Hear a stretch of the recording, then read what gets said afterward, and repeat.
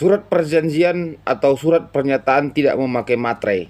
Apakah itu sah di mata hukum bank? Jadi begini teman-teman, materai itu adalah kertas kecil.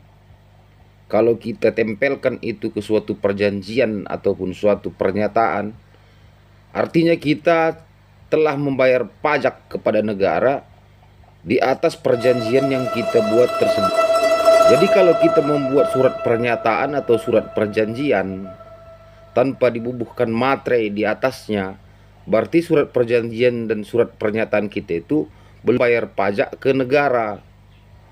Terus kesimpulannya, apakah surat pernyataan itu dan perjanjian itu berlaku?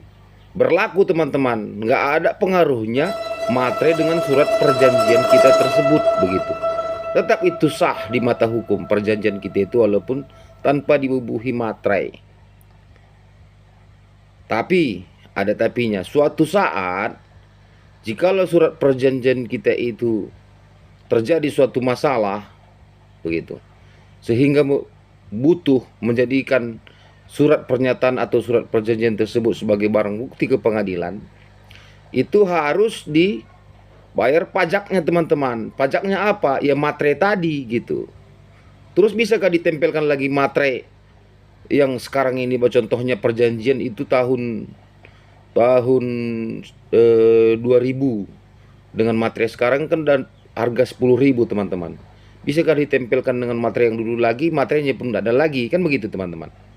Jadi caranya, apabila surat-surat tersebut dibutuhkan sebagai barang bukti ke pengadilan atau kepada kepolisian, entah kemanapun itu, supaya itu berlaku kuat, daftarkan, sahkan surat-surat itu ke kantor pos teman-teman begitu.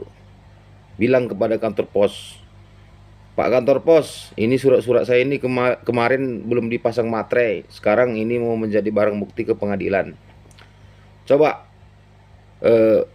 saya mau bayar pajak, Pak kantor pos, bikinkan pajaknya. Begitulah kira-kira teman-teman. Jadi kita harus membayar nilainya 200% dari materai yang berlaku sekarang begitu teman-teman. Sekarang 10.000 materai kita contohnya, berarti kita harus membayar 200%, berarti 20.000 kan begitu teman-teman. Begitulah kasarnya teman-teman. Jadi artinya